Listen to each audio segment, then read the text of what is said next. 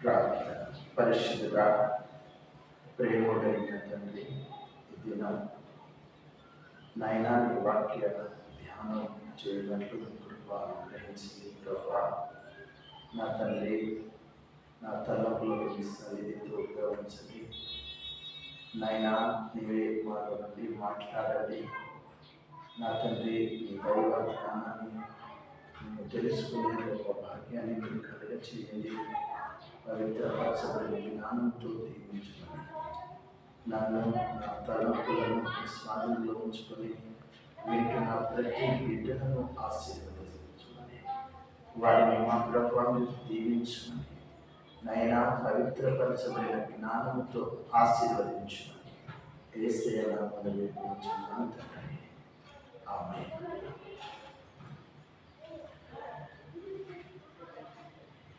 ప్రభువైన యేసు క్రీస్తు అతి శ్రేష్టమైన నామమునకై వందనాలు.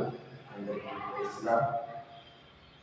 ఈరోజు మరి దేవుని యొక్క వాక్యాన్ని ధ్యానం చేసుకుందాము. దేవుడు ఎంతో మంచివాడు, నమ్మదగిన వాడు. దేవుని యొక్క వాక్యము మనలను బ్రతికిస్తుంది, ఆదరిస్తుంది, ఓదార్స్తుంది, గాయం చేసి దాన్ని మరలా కట్టుతుంది. కాబట్టి మనం దేవుని యొక్క వాక్యాన్ని మనం ధ్యానం చేసుకుందాం. దేవుని యొక్క బైబిల్ నుంచి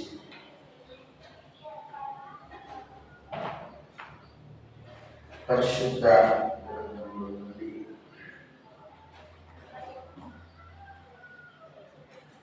మూడవ అధ్యాయం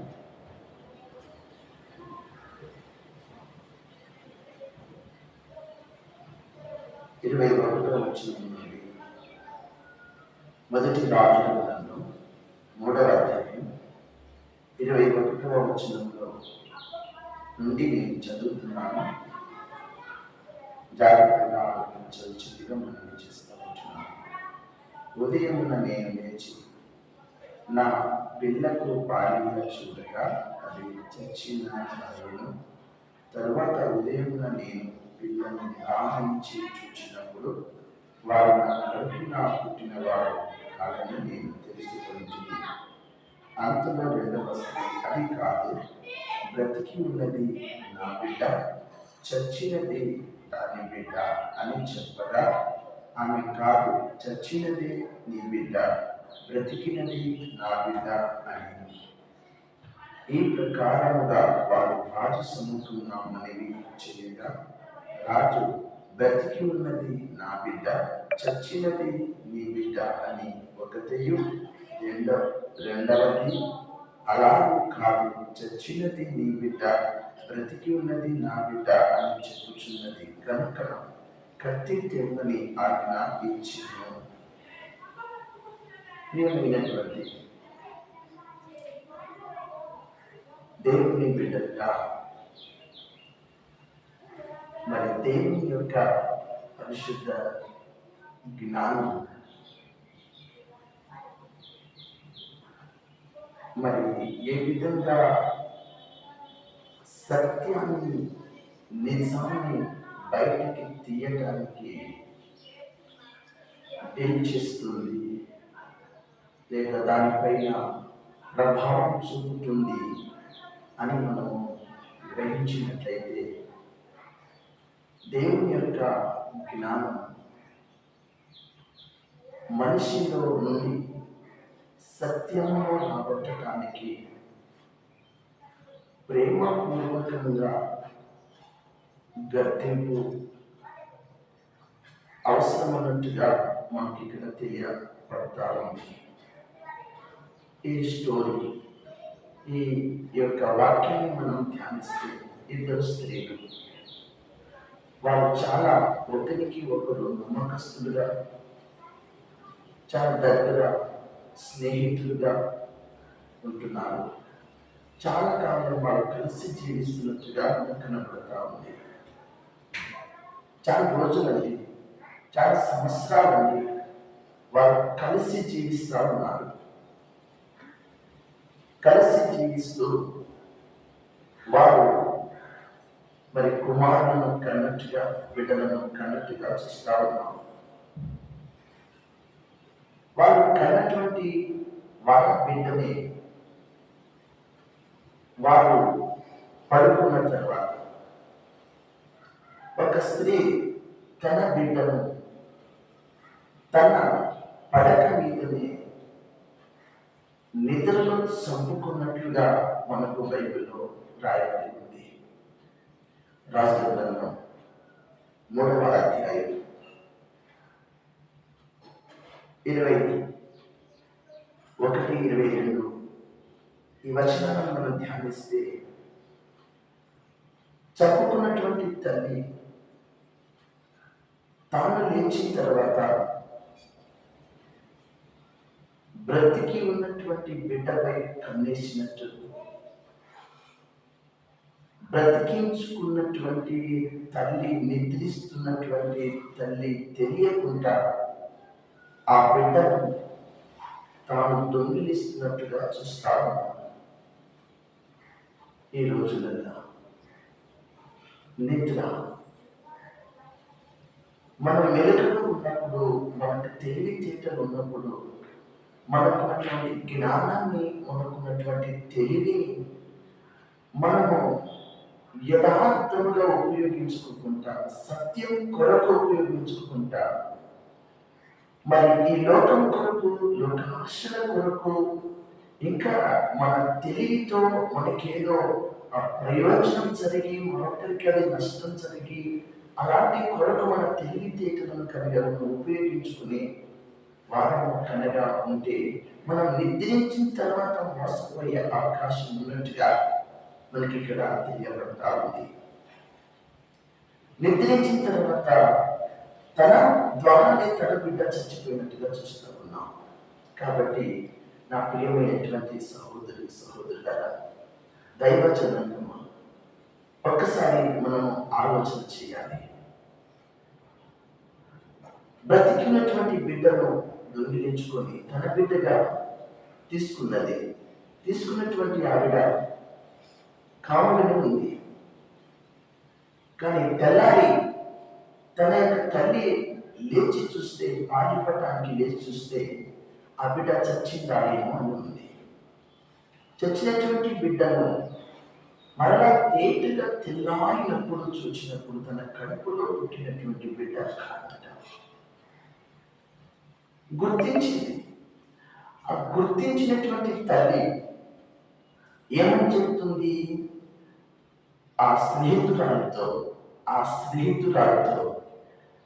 నా బిడ్డ నీ దగ్గరకు వచ్చాడు, నీ దగ్గర ఉన్నాడు, చచ్చింది బిడ్డ, నీ బిడ్డ అని చెప్పేసరికి దొంగిలించుకున్నటువంటి ఆ తల్లి ఏమాత్రం ఒప్పుకోవట్లేదు అన్నట్టుగా మనం చూస్తున్నాం.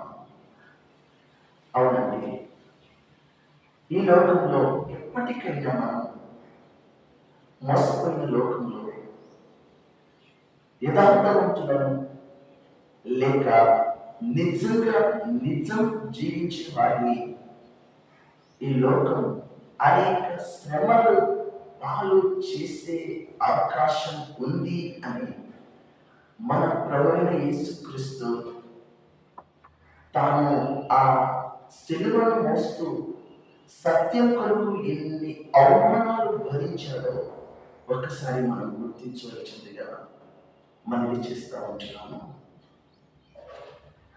తాను నిజం చెప్తే ఎవరు ఒప్పుకోలేదు, తాను యొక్క సత్యం చెప్తే ఎవరు దాన్ని స్వీకరించలేదు, స్వాగతం పలకలేదు. కాబట్టి ఈ తల్లి కూడా తన బిడ్డ కొరకు ఆ స్నేహితురాలతో అనేక విషయాలు చెప్తుంది, అనేక రకాలుగా మనవి చేస్తుంది, కానీ అది జరగట్లేదు.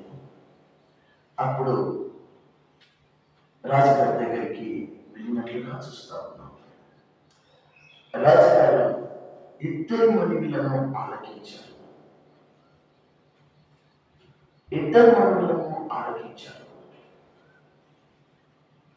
ఇద్దరి మనుల ద్వారా ఏం జరిగింది?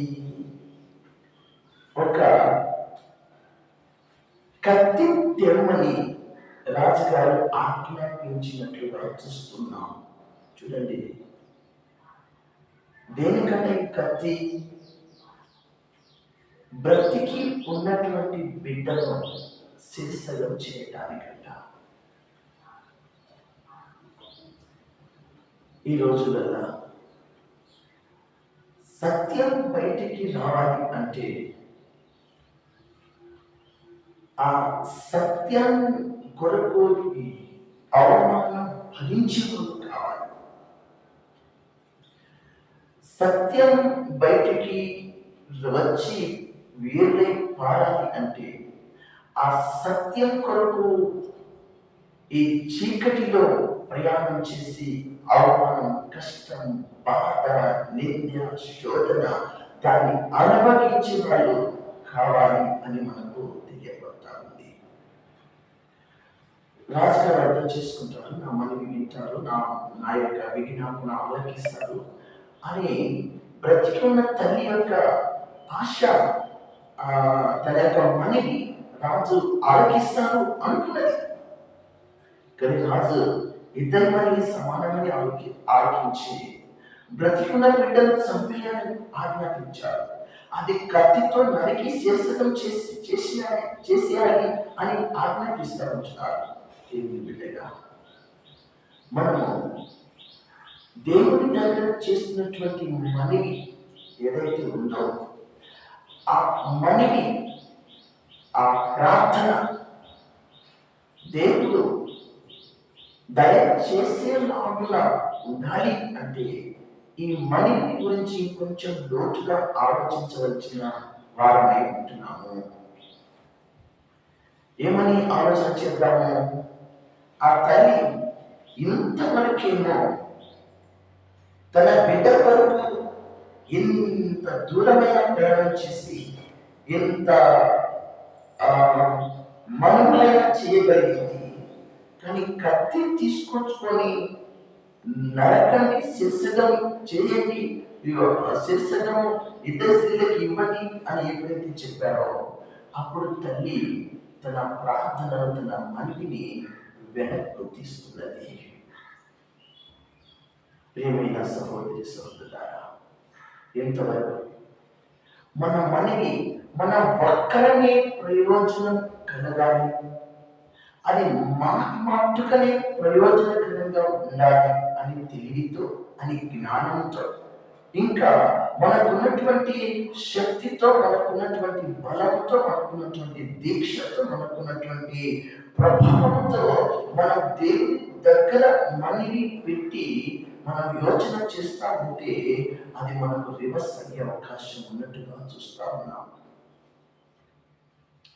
బిడ్డ తన బిడ్డే కాదు, దేవుని బిడ్డ కూడా.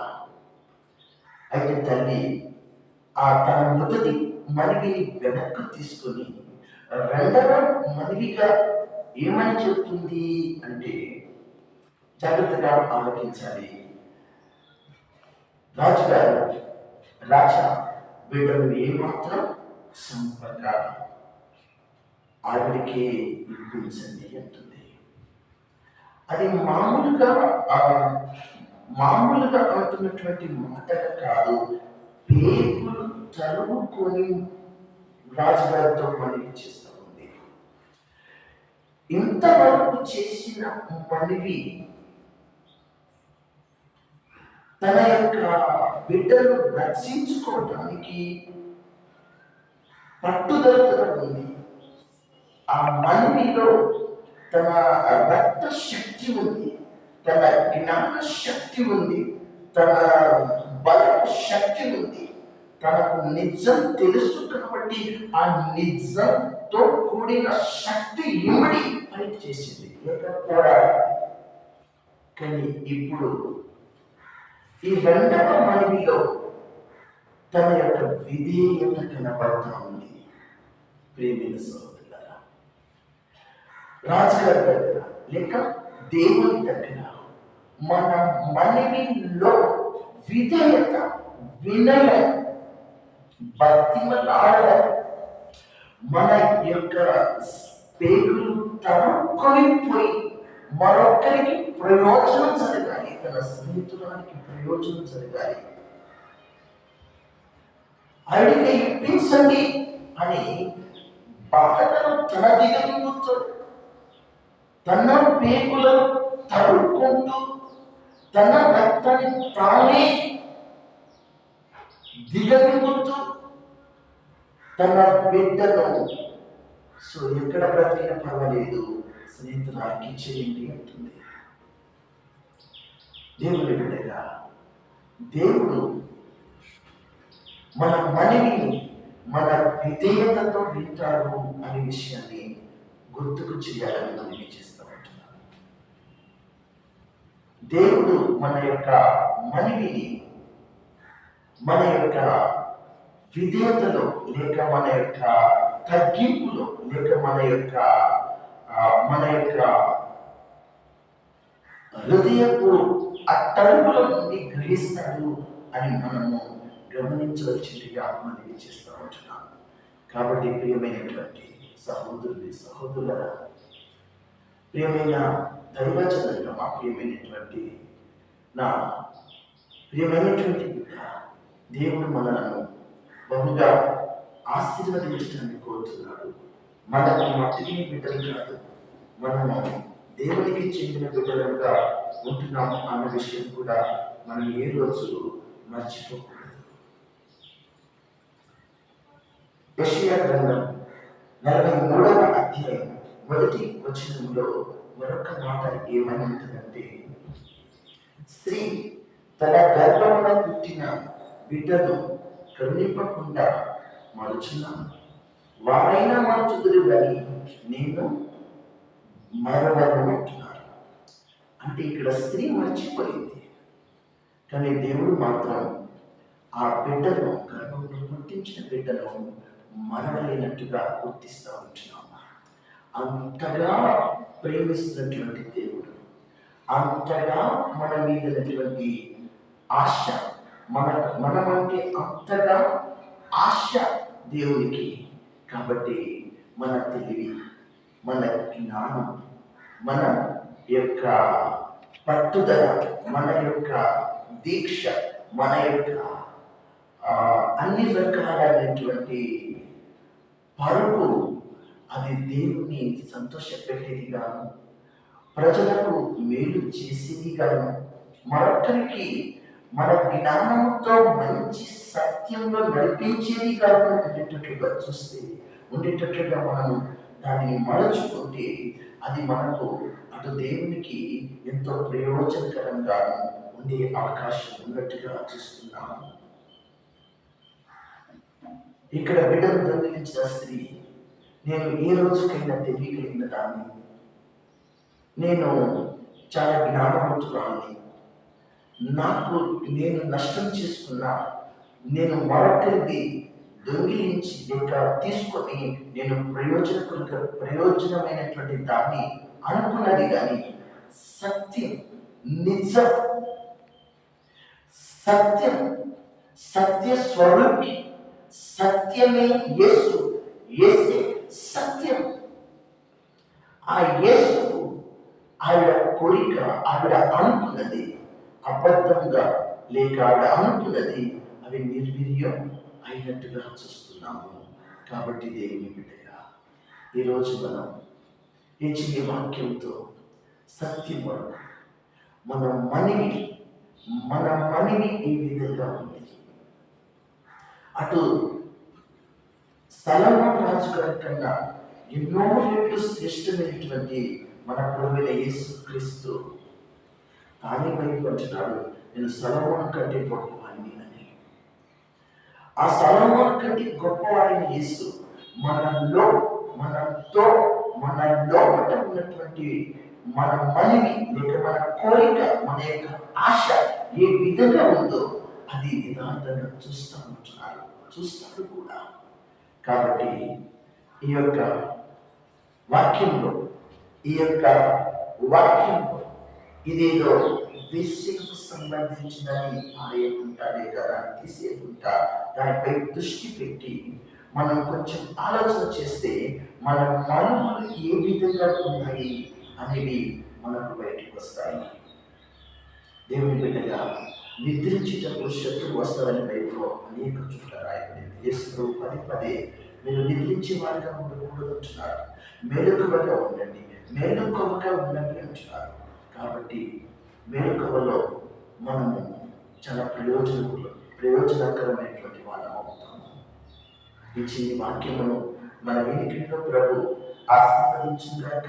మన మనవి మొదటిగా అటు దేవుడు మన మనవిని మన మీద బరువు పెట్టి దాన్ని కత్తితో నరికి అగ్నితో పరీక్షించి అన్ని రకాలుగా పరీక్షలు పెట్టి ఆ తర్వాత మనలను ఆ సత్యాన్ని బయటికి తీసి మనలను సత్యం వైపుగా నడిపించే దేవుడు మన ప్రభువైన యేసు క్రీస్తు. మన ప్రభువైన యేసు క్రీస్తు.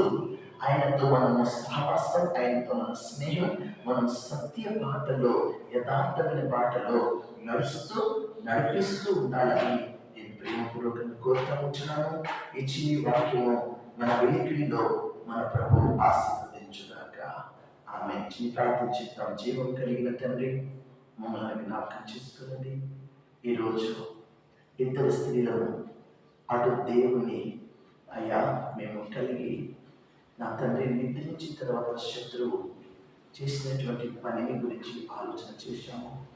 మా తండ్రి మెలుకున్న తర్వాత నైనా మనుగుల ద్వారా నా తండ్రి మా పట్టుదలతో, మా జ్ఞానంతో, మా తెలివితో చేసుకునేది కావు.